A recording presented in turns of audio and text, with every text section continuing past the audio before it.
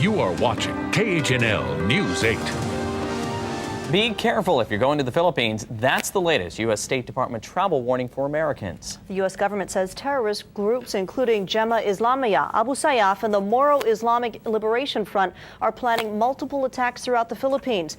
But it was the communist New People's Army that was an issue when video journalist Tim McRobert and I were there on assignment last week. Soldiers guard the door outside the rural health clinic where a team of Hawaii medical staff is working on a volunteer mission, tending the sick in the poor village. Some of the people have lingering health problems caused by the February 17th mudslide. But this is also rebel country for a communist group called New People's Army, or NPA. We're using still photos because we're glad to say we did not see any rebels. Terrorist group. So if they can see an important time, then maybe they will, some of the regiment will be hostage or the medical. So that's why we're here to provide you security. National police or soldiers from the Philippine Army escorted us everywhere, on the road and on foot. Even when Tim and I left the clinic to shoot other stories, we had an escort. This Hilo woman was part of the medical mission. The escort that we have from Sugod until we reach St. Bernard, and as well as the people that are protecting us here in the clinic, is to make sure that we are protected against insurgency. Yes, they're a violent group, armed group. Last week we have able to engage them. We will about kill them, one body count. But Hopkins, who grew up in the Philippines, says civilians can get hurt too. They are willing to kill. They are willing to hurt ordinary people. They started to go out there and threaten them. I mean, try to, tell them to help them, and if you don't help, then you will, threat. We're gonna do something to you physically. Most of our travel companions were not worried, and the locals definitely weren't. They say the chance of a rebel attack is low, but a little precaution didn't hurt. The probability of that happening could be remote, but that remote percentage could easily be translated into a big thing if it happens. In Ginsaogan, Philippines, with video journalist Tim McRobert, Diane, KHNL News 8. Although primarily a rural-based guerrilla group, the NPA has an active urban infrastructure. It is estimated to have several thousand members. Some criminals are taking advantage of the chaos created by the Philippines mudslide. While evacuees and survivors are struggling to rebuild their lives, others are conspiring to steal children. KHNL News 8's Diane and video journalist Tim McRobert went to the Philippines to document life after the disaster. And Diane is here now with more on this story. Well, Paul, they escaped with their lives, but now prostitution, pornography, and slavery are the dangers that threaten orphans from the Philippines mudslide. These are some of the 70 children orphaned by the February 17th mudslide.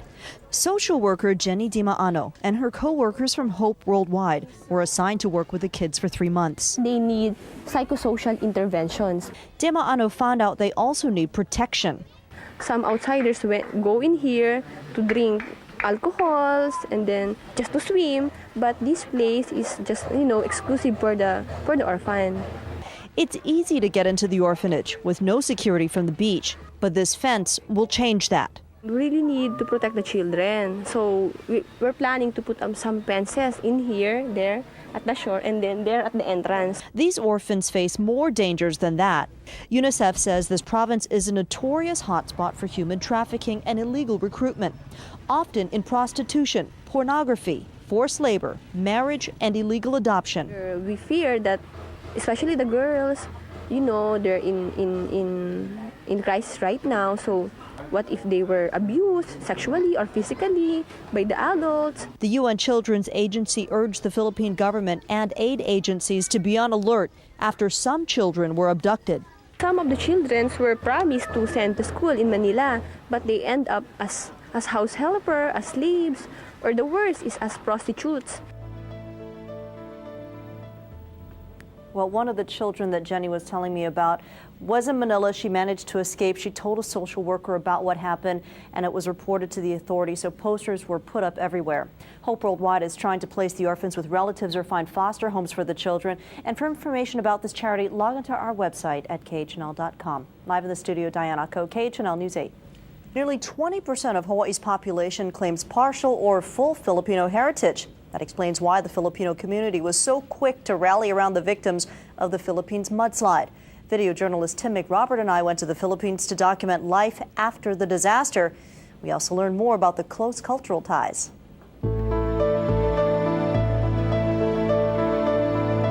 Hawaii residents Alex Vergara and Nick Musico looked through their carry-on baggage while waiting for their flight to the Philippines.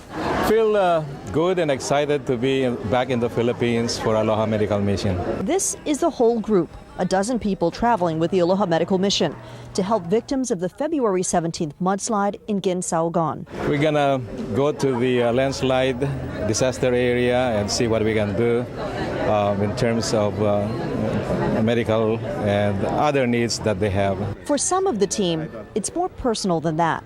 To come to the Philippines is always a homecoming, of course, and to serve those whom we know are very poor is an extra incentive to come over here.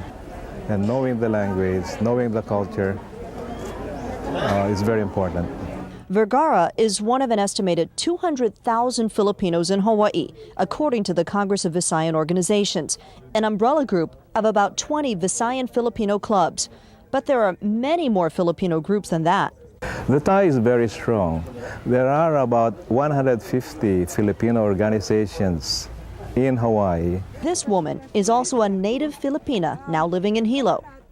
Us Filipinos always have that connection back in the Philippines. It's because we have part of our family still left behind. It might not be your direct family relations, but it could be your cousins, your aunties, and even friends. I mean, at times you're so close that they become just like your relatives. Like the others on the mission, Hopkins spent her own vacation time and money to help the evacuees. There is this, I mean, like I said, there's this closeness within. I mean, when you live in a little barangay, I mean, you have witnessed this now. The people that lives in there is just like one whole family. So when part of this whole nucleus of people get hurt or had stricken with some unfortunate incident like this, it's just like part of you is taken away. So that's why there's this urge of helping out everybody, because it's just like family. She may not know the people she's helping, but Hopkins considers them part of her family, a global village. This is part of my series of stories from the Philippines airing all week right here on News 8. We have a series of stories of recovery and compassion that ends with all news stories featured in a half-hour special Friday at 8 p.m. called Mission of Aloha Philippine Relief. And I kept a little travel diary. I'm going to subject you all to it. My weblog on KHNL.com. I've got some of the photos from the trip as well. You can find it all at KHNL.com. As if you didn't have enough to do on the trip. All the interviews with all the people, all the help that they were covering. I saw you also take your camera along, hundreds of pictures. I know, and I'm going to share a little bit on the web. But, you know, it was a great trip, and I'm glad we got to go. And it was a very profound and moving experience. So please watch. Okay, and check out the blog as well.